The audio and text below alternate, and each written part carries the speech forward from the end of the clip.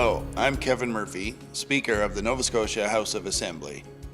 Nova Scotia proudly holds a unique place in Canadian history. Our Legislative Assembly is the oldest in Canada, having first met in 1758. Early meetings of the Legislature were held in various locations in Halifax, but by 1819, Province House was built, a magnificent building with classic beauty and elegance.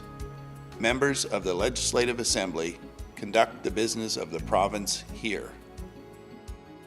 In the early years, Nova Scotia had an upper house, a legislative council similar to the federal Senate. The proceedings were held in the beautiful Red Chamber. The Legislative Council, like many other provincial upper houses, had become an outdated body and was later eliminated. The Red Chamber is now used for various events: the swearing-in of the Lieutenant Governor, a meeting room for committees, news conferences, and ceremonial functions. The Nova Scotia Legislature is made up of 52 members, each representing a constituency or riding. The members are elected by a secret ballot vote. Officially, the term of office is 5 years. The Premier chooses when to call an election within the 5-year limit. Nova Scotia, like other Canadian provinces, operates under the party system. Each political party has a leader. The leader of the party, with the largest number of members in the legislature, becomes the Premier, who then selects a cabinet from the members of his or her party and forms the government. Officially empowered by the Lieutenant Governor as ministers of the Crown, they form the Executive Council, with the Premier as President. The leader of the party who wins most of the remaining seats becomes leader of the official opposition, with provisions in place for other recognized parties. The real decision-making comes from the Cabinet, also known as the Executive Council. Routine decisions can be made at any time through orders in Council, while important policy decisions are proposed, debated, and explained on the floor of the Legislature. They can be modified, approved, or rejected by members of the Legislative Assembly. All bills accepted by the Legislature are formally approved by the Lieutenant Governor, and their intentions are carried out by the various ministers and departments. It is the Premier and Cabinet who determine government policy and oversee its implementation. The minister of a department does not require specialized expertise associated with the department. Naturally, he or she must have executive ability, but the day-to-day operations of the department are looked after by a deputy minister or department head. They, along with public servants within the department, report to the minister and provide the expertise to administer government policies. The demand for public services has increased dramatically in recent years. Never before in our history has the task of governing been so complex. Due to the expansion of responsibilities in economic and social affairs, the role of government, its structure, and institutions have changed to meet the challenges of today's society. Within the legislative chamber, the House is divided down the center, with the Speaker's chair at the head of the aisle. The Speaker acts as moderator of the debates and presides over the business of the House, its procedures, and decorum. And I'm very much looking forward to a productive session of government over the next 3 or 4 years. The Speaker is elected by the members, either by acclamation or by secret ballot. He or she is an elected member of the House given the duty of impartially presiding over the proceedings. The Speaker is in charge of the House of Assembly, with jurisdiction over what takes place within the parliamentary precinct. He or she also has responsibility for the day-to-day administration of the department known as the Office of the Speaker.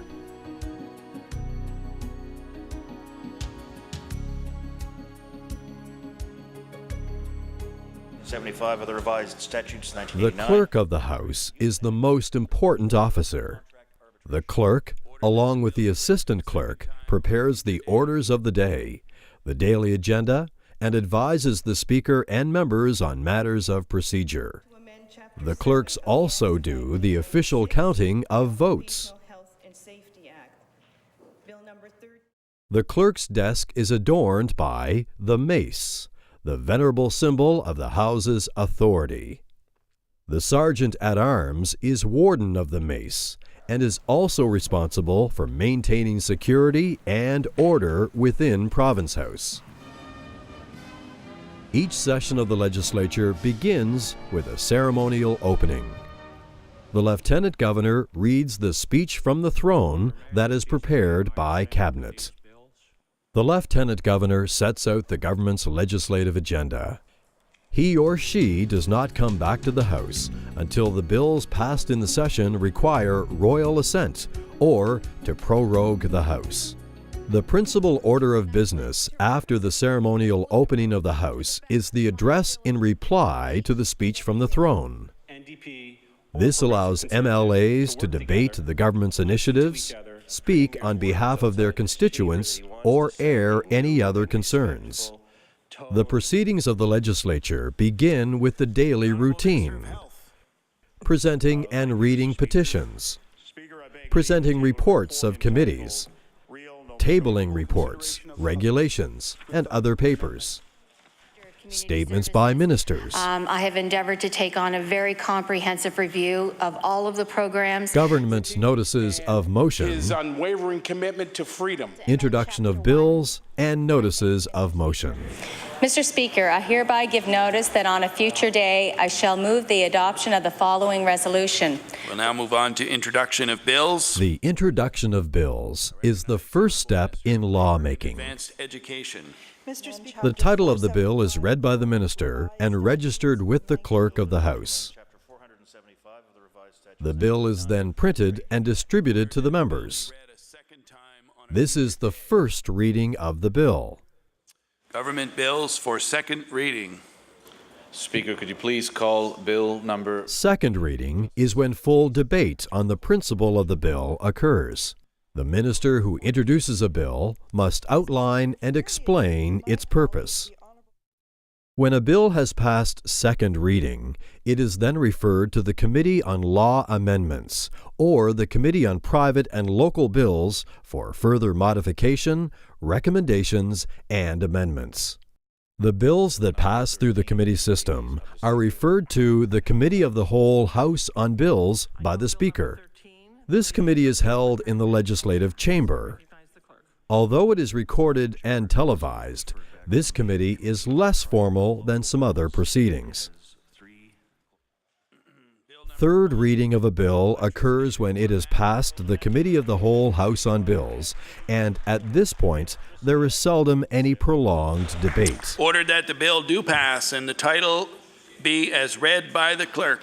Ordered that the bill be engrossed.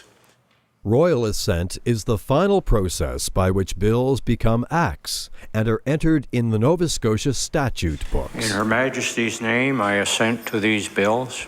The acts may come into effect immediately, at a specified date, or may be proclaimed by the Lieutenant Governor in Council at a future date.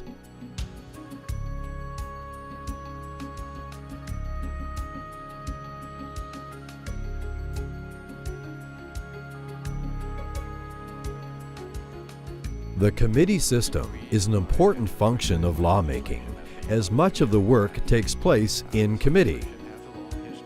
There are a variety of committees, such as standing committees, select committees, and committees of the whole House. The standing and select committees are comprised of members from all parties, generally consisting of 9 members. Committees have the right to call witnesses and hold public meetings. This is often done with important bills or controversial topics. One of the most important functions of government is to bring in a budget which will determine how tax dollars are spent. This task is left to the Minister of Finance, who delivers a lengthy budget speech. The speech outlines fiscal priorities and financial policies, as well as the expenditures for the last fiscal year. Following the budget speech, the opposition is provided with the opportunity to reply. The opposition is given an extended opportunity to question and criticize the government's expenditures during the Committee of the Whole House on Supply, to which departmental estimates are referred. Part of the process of lawmaking is the preparation needed before the formal debating takes place in the Assembly. The political parties generally hold a daily caucus where they discuss policies and party positions and plan strategies before they debate the issues on the floor of the House. I asked the Premier, which answer should Nova Scotians believe? Question period takes place on Tuesdays, Wednesdays, and Thursdays. It is when opposition members can question cabinet ministers on government policy. Wednesdays are opposition days. This gives the opposition parties a chance to choose the issues they wish to debate. All debates are digitally recorded and transferred to Hansard for transcription as the official daily record of the House of Assembly. In 1991, Nova Scotia began televising the proceedings, and the audio-video is made available to members and the media for broadcast use. The Legislative Library also performs an important service. Its mandate is to provide the information, reference, and research necessary to meet the needs of the Legislative Assembly. The library has a vast collection of legislative documents from 1758 to the present day, as well as many books on political science, economics, and the history of Nova Scotia. Although MLAs try and often succeed in influencing policy and are involved in the lawmaking process, their main role is to serve you, the constituents. If they fail in that duty, they can be voted out of office. Much has changed since the early days of representative government.